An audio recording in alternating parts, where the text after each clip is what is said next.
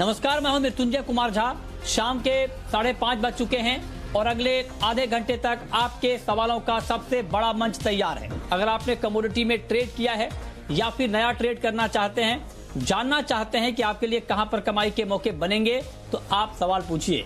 Number आप note कर लें जिस नंबर पर आप सवाल पूछ सकते हैं, 022-2300-1634। इसके अलावा आप 022-2300-1635 पर भी अपना सवाल पूछ सकते हैं।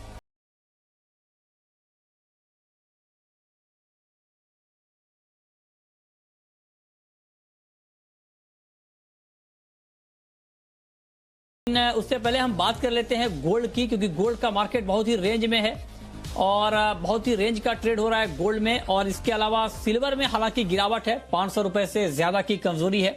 हमारे साथ 3 खास मेहमान हैं आज बातचीत के लिए।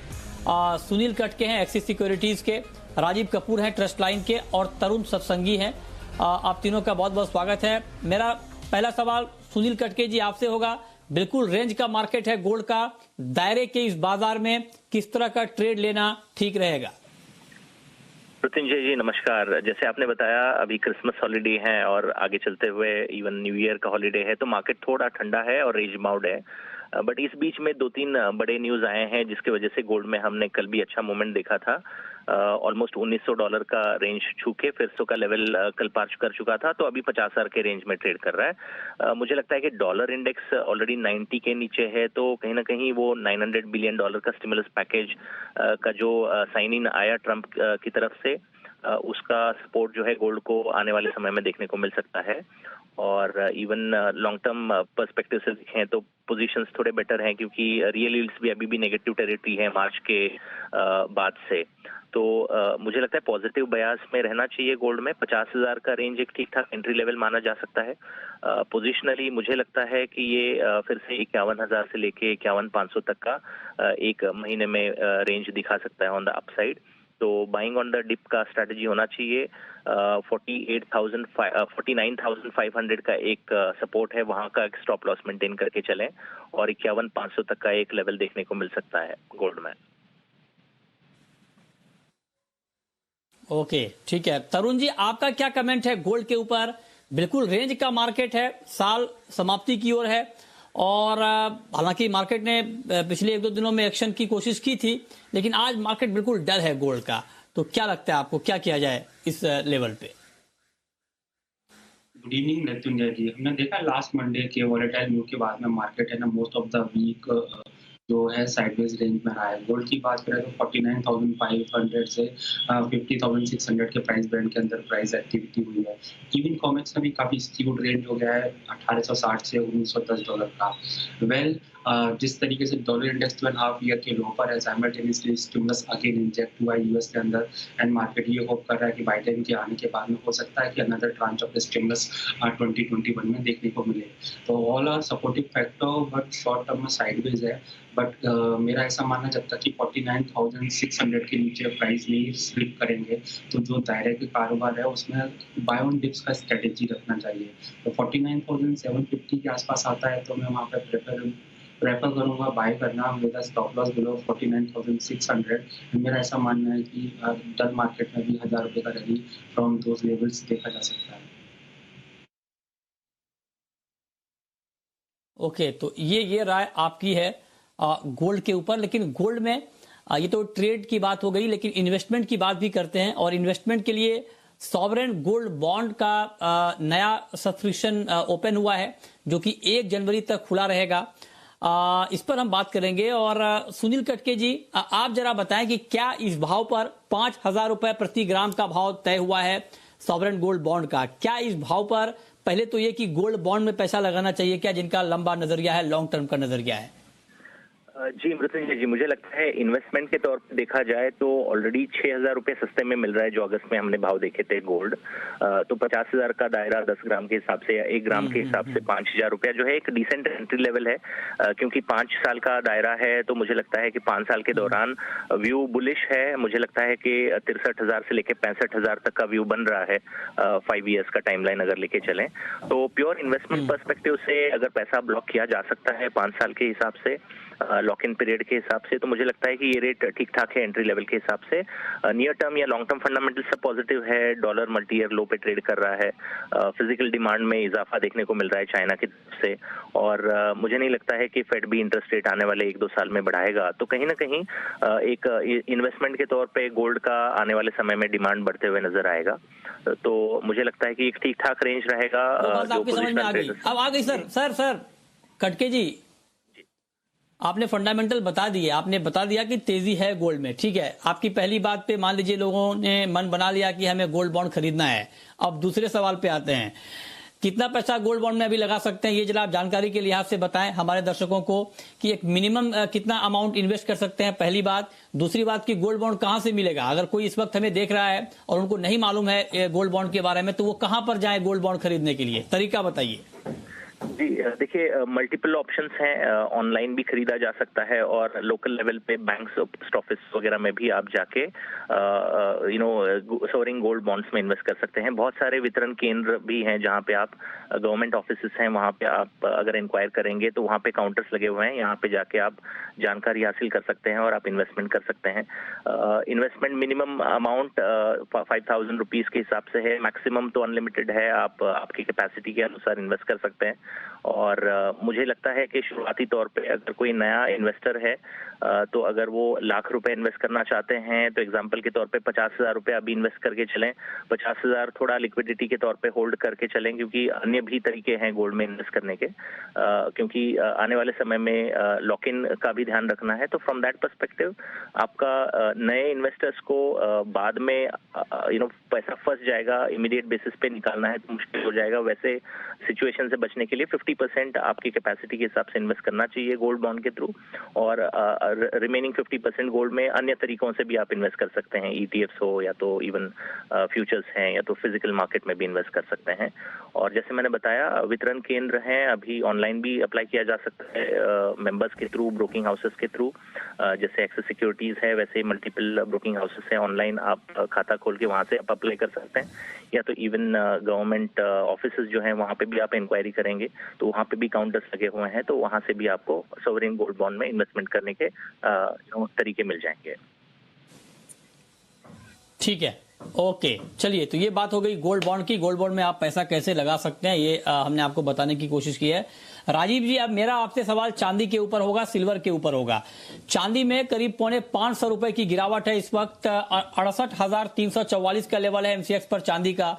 चांदी में क्या किया जाए, क्या आपको लगता है कि चांदी में अभी बेच कर चलना ही बेहतर होगा, शॉर्ट करना चाहिए, क्या करना चाहिए?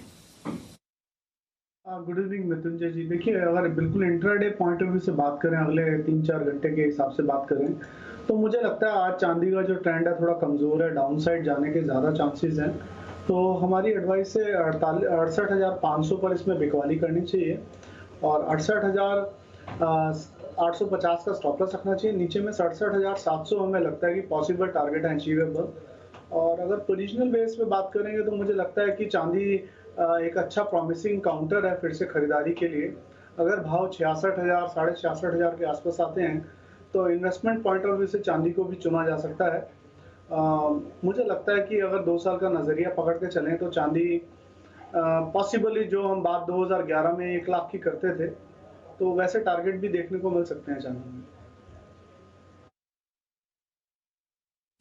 ठीक है, तो ये रहा है आपकी सिल्वर के ऊपर। तरुण जी, आपका व्यू क्या है सिल्वर के ऊपर? आपके हिसाब से चांदी में अभी क्या करना चाहिए? 500 रुपए तक की गिरावट है, 68,300 का लेवल है। इस लेवल पे चांदी में किस तरह का trade positional point of view से आप देख रहे हैं?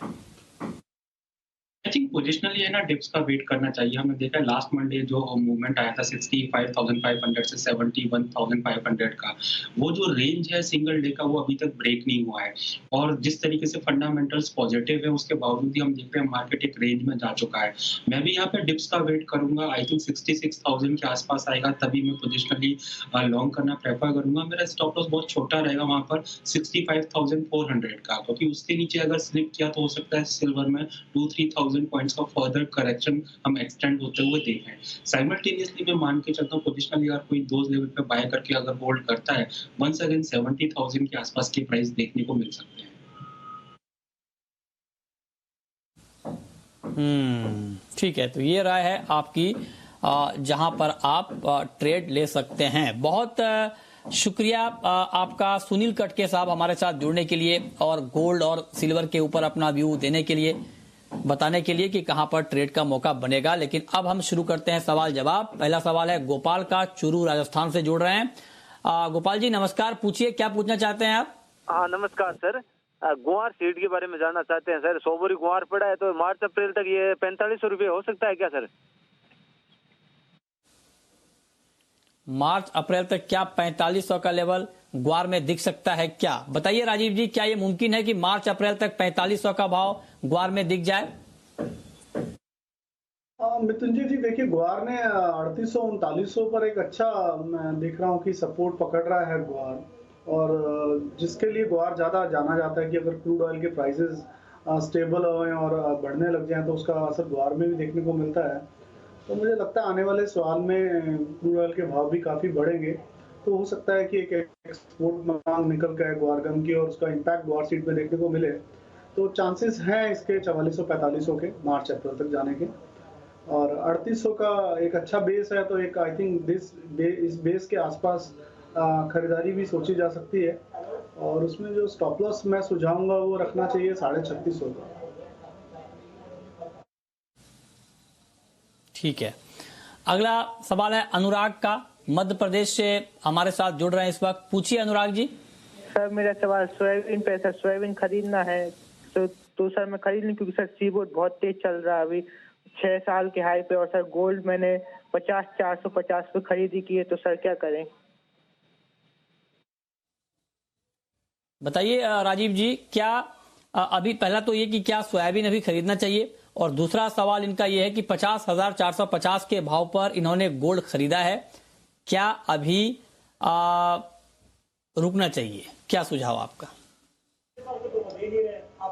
मृत्युंजय जी देखिए, सोयाबीन में तो मुझे लगता है कि बाजार जो है फिर से थोड़ा सा अभी करेक्टिव फेस में बाजार जरूर नीचे आया है, क्योंकि थोड़ा सा बाजार ने एक स्टेबिलिटी ली है सोयाबीन के भाव में।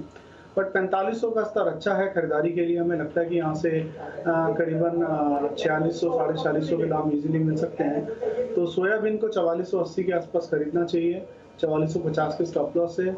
4560, 4600 और 4650 तीन टारगेट्स के लिए एक अच्छा पॉसिबल अपसाइड मूव देखने को मिल सकता है।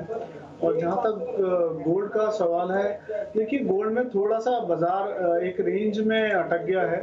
वो रेंज मोटा मोटा अगर मैं बोलूँ तो 49,600 और 50,600 की एक रेंज गोल्ड ने पकड़ी है।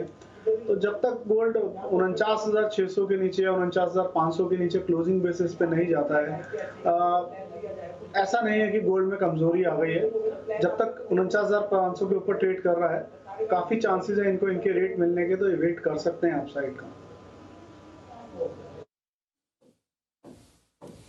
ठीक है, ओके। अगला सवाल नीरज का है, पूछिए नीरज जी। सर नमस्कार। आज जैसे नाफेड ने चने का बेस प्राइस घटा दिया है, तो इससे नाफेड मार्केट में क्या मैसेज देना चाहता है? नेफेड मार्केट में क्या मैसेज देना चाहता है, ये तो नेफेड बता पाएगा। लेकिन हाँ, आपने चूंकि मेरे से सवाल पूछा है तो पक्के तौर पर आपका ये सवाल मैं नेफेड तक पहुंचाऊंगा, और हमारी कोशिश रहेगी कि नेफेड के एमडी को हम जोड़ें आपके सवाल पर 4875 रुपए या उससे ऊपर के भाव पर। ये बात आपने ठीक कही कि नेफेड बेचेगा चना, हालांकि मार्केट में ऑलरेडी उससे कम भाव पर बिक रहा है, इसीलिए कोई फर्क मार्केट में पड़ा नहीं है। लेकिन हाँ, आपकी बात ये ठीक है कि जब नई एमएसपी 5100 रुपए है तो फिर उससे कम के भाव पर बिक्री क्यों हो रही है।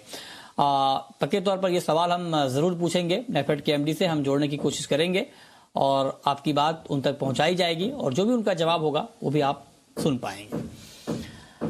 ओके, चलिए आगे बढ़ते हैं और अब कुछ और कमोडिटी की बात करते हैं, और बात करते हैं नेचुरल गैस की। बहुत ज्यादा वोलेटाइल है ये काउंटर, 173 रुपए के आसपास है इस वक्त एमसीएक्स पर नेचुरल गैस का भाव। आपका क्या व्यू है तरुण जी नेचुरल गैस के ऊपर? क्या 173 के ऊपर मार्केट थोड़ा और बढ़ेगा या आपको लगता है कि इसी रेंज में रहेगा? वेल देखिए, नेचुरल गैस विंटर कमोडिटी है और इस बार यूएस के अंदर जो विंटर है वो एक्चुअली जो 50 इयर्स का लॉन्ग टर्म एवरेज है उससे है ना हायर टेम्परेचर विंटर में देखने को मिल रहा है। इवन अभी जो लेटेस्ट फोरकास्ट आया है 10 जनवरी तक भी जो यूएस के अंदर टेम्परेचर रहेगा वो अबव नॉर्मल रहेगा। अभी अगर मैं बात करूँ लास्ट 10 डेज की तो जो डिमांड भी है 25% कम है from 5 year average simultaneously year on year basis पे। यही कारण है कि नेचुरल गैस का राइस पे एक्चुअली ऑफ लेट बिग वाली अट्रैक्ट कर रहा है। प्राइस जो कि 240 थे नवंबर में, वो दिसंबर में 215 के आसपास देखे गए। इवन 215 से कल 165 देखे गए। अभी मेरा ऐसा मानना है क्योंकि डिमांड काफी वीक है, ये काउंटर में फर्दर वीकनेस देखने को मिलेगी एंड मेरे को सरप्राइज नहीं लगेगा अगर प्राइस 150 तक आ जाए। मैं इसमें सेल ऑन रैलीज की सलाह दूंगा। जब तक 184 के ऊपर नहीं जाएंगे सेलिंग साइड में रहें और प्राइस 160 नियर टर्म में एंड थोड़ा ब्रॉडर आउटलुक लगाएं तो 150 तक देखे जा सकते हैं। ठीक है, अगला सवाल रवि का है। पूछिए रवि जी। हेलो, हाँ प्रवीण है हमारे साथ, पूछिए प्रवीण जी। मृत्युंजय जी, मैंने 10 लॉट निकल के बाय किए 1276 पे 76 पे। अच्छा निकल, ओके। तो मैं इसको लंबे समय बताइए तक रख तरुण जी सकता क्या हूं? करना चाहिए इनको? आई थिंक देखिए बेस मेटल ने नो डाउट लास्ट 6 मंथ्स के अंदर काफी उम्दा रिटर्न दिए हैं और उसके अंदर निकल, जिंक एंड कॉपर काफी अच्छे काउंटर रहे हैं। लेकिन मैं लास्ट 10 डेज की बात करूं तो मुझे ऐसा लगता है कहीं ना कहीं अर्ली सिग्नल मिल रहे हैं शॉर्ट टर्म में, इनमें फर्दर करेक्शन आ सकते हैं। आई थिंक इनको निकल जाना चाहिए द मोमेंट 1260 के नीचे अगर निकल के प्राइस जनवरी फ्यूचर के अंदर क्लोज देंगे तो ये काउंटर मल्टी वीक के लिए वीक हो जाएगा। तो इनका जो भी लॉन्ग पोजीशन है उसमें 1260 के नीचे का स्टॉप लॉस रखें। अगर उसके नीचे जाता है तो फर्दर लॉस के लिए पोजीशन को ना रखा जाए।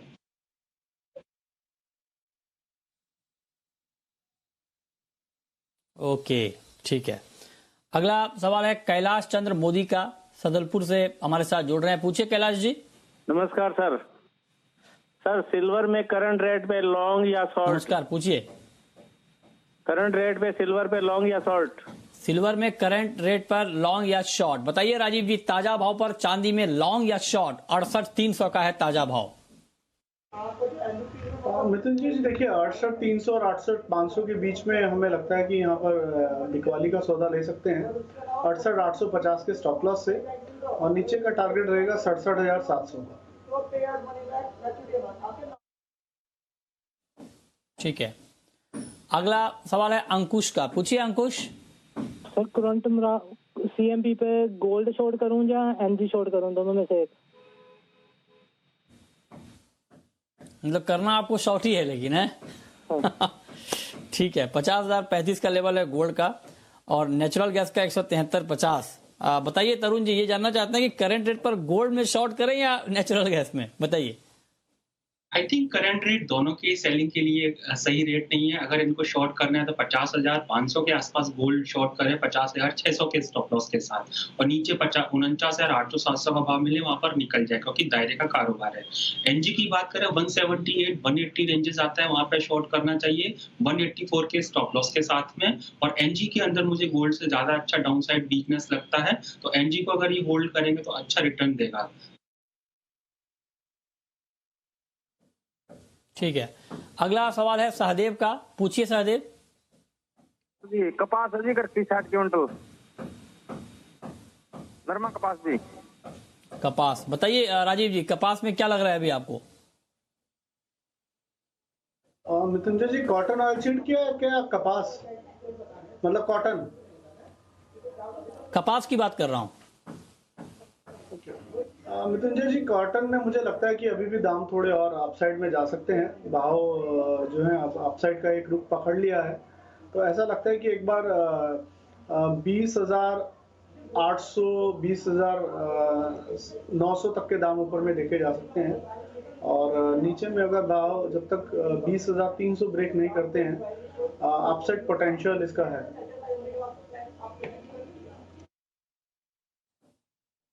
ठीक है, अगला सवाल है बिहारी लाल यादव का। पूछिए बिहारी लाल जी। मृत्युंजय जी सीपीओ पे सवाल, सीपीओ कहाँ तक जा सकता है? क्रूड पाम ऑयल के ऊपर आप सवाल आपने पूछा है, आप जानना चाहते हैं कि आगे भाव कहां तक जाएगा। बताइए राजीव जी, क्रूड पाम तेल का क्या आउटलुक है? Mithun ji, crude palm oil I think all time high के आसपास इंडिया में ट्रेड कर रहा है और मुझे लगता है कि जब तक भाव जो है इसके, मैं एक सेकंड आपको चार्ट खोल के बता दूंगा। हाँ मिथुन जी, इसमें मुझे लगता है कि दाम जब तक अब वापस 930 के नीचे नहीं आते हैं, मेरे ख्याल से अभी शॉर्ट तो सोचना नहीं चाहिए। और अपसाइड में मिथुन जी एक बार हो सकता है दाम 980 और 1000 के दाम को भी टेस्ट करें। और ओवरऑल जो ट्रेंड है, लॉन्ग टर्म ट्रेंड अभी भी इसका बुलिश है और अगर इंटरमीडिएट ट्रेंड भी बेयरिश होना है तो 930 के नीचे जब दाम टिकेंगे तब इसका ट्रेंड बदलने का एक सिग्नल मिलेगा और तब तक आई थिंक शॉर्ट का अवॉइड ही करना चाहिए इसमें पाम ऑयल में। ठीक है, ओके। और अब वक्त है रैपिड फायर राउंड का।